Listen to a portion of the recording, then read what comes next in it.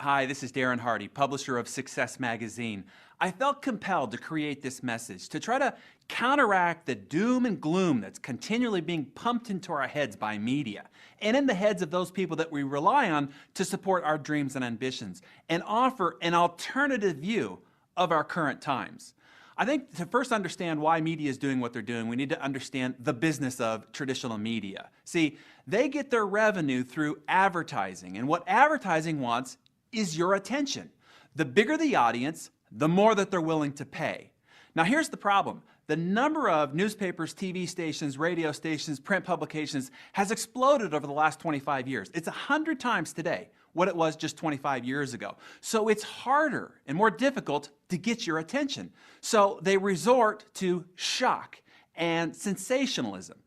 Now why is that, you might ask? They understand the psychology of our nature. We are attracted to travesty, attracted to misfortune, attracted to sensationalism. Now you might say, well, that's not true. Let me give you an example.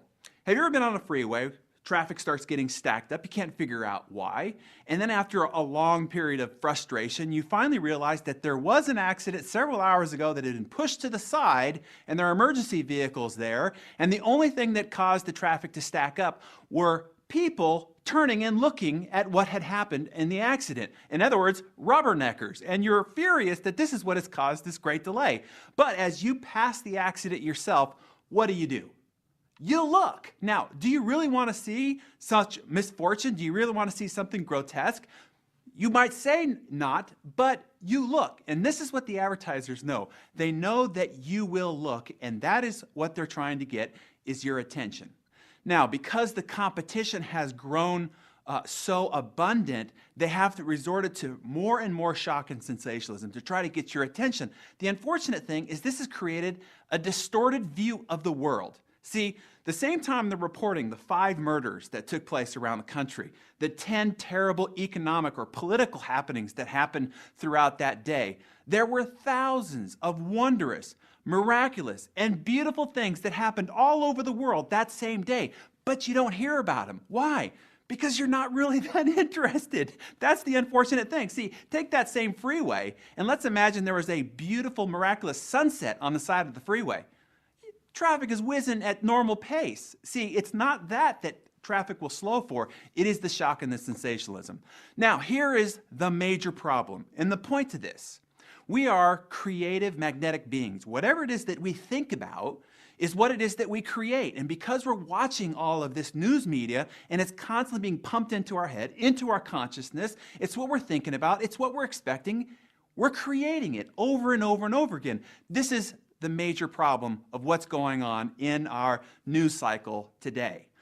Let me break it down for you. It's as simple as this.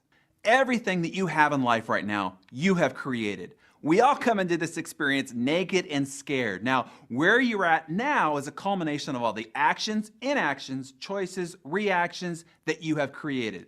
So what do we create? We create what we expect. Expectation determines the direction of your creation. What do we expect? Our expectations are made up of our thoughts, what we think about, and we are thinking about whatever input you are receiving. If you're listening to the radio on the way to the office and they're rehashing through all the gloom and glum news headlines, that is what you will be thinking about. That sets your expectation, thus becomes what you start creating in your life. This is a horrible cycle, and it has to stop. Let me give you a metaphor to try to help this make more sense. Your mind is like an empty glass. We all come into this world with a fresh, empty glass. Negative, lurid, gloomy, sensational input is like pouring dirty water into your glass. Now, your mind can only create dark, gloomy, and negative experiences for your life. Here's the remedy. Just like a dirty glass of water, if you run it under the faucet of clean water, it'll flush out all the dirty water. If you leave it under there long enough, eventually it'll flush it all out and you'll have nothing but clean, clear, fresh water. The faucet of clean, fresh water represents positive, supportive, and inspiring input. With a glass full of clean, positive, and abundant-minded thoughts, that's exactly what you will create. This is why it is so critical to continually be flushing your mind with positive, success-minded thoughts and ideas. All right, now I have 3 recommendations to try to counteract the constant barrage that this media is having on our environment today. Number 1 is be a discerning consumer of information. Limit your access to all the messages that are constantly being pumped through the speakers in your car, through the TV sets in your living room, through the headlines on your newspapers, and all the stuff that you're finding within typical traditional magazine articles. Limit that. Now, it's important to be informed, but take it in small doses. See, each of those inputs are like putting dirty water into your glass. Number 2, be sure to flush your glass on a regular basis. You need a constant dose of positive, supported, and inspiring ideas and information. Now, I know this is going to sound like a commercial, but now more than ever is there a need for hope and possibility thinking. Success Magazine, this is what we do. This is what we're about. Supporting today's entrepreneurs, supporting ambition, supporting the achievers, moving forward, progress, and ideas, inspiration, models, mentors. That's what we put into the pages of Success Magazine. One of my favorite features is what we do in the CD and DVD that gets bound into the magazine. Use that. Put that in your car on your way to the office. It'll change your mindset. It'll put those positive thoughts. It'll put that inspiration into your being. You'll go out into the world and start creating that as a result of having that fresh, clean water in your glass. And 3, think about all those people around you, those that you need to be successful in order to accomplish your own dreams and ambitions.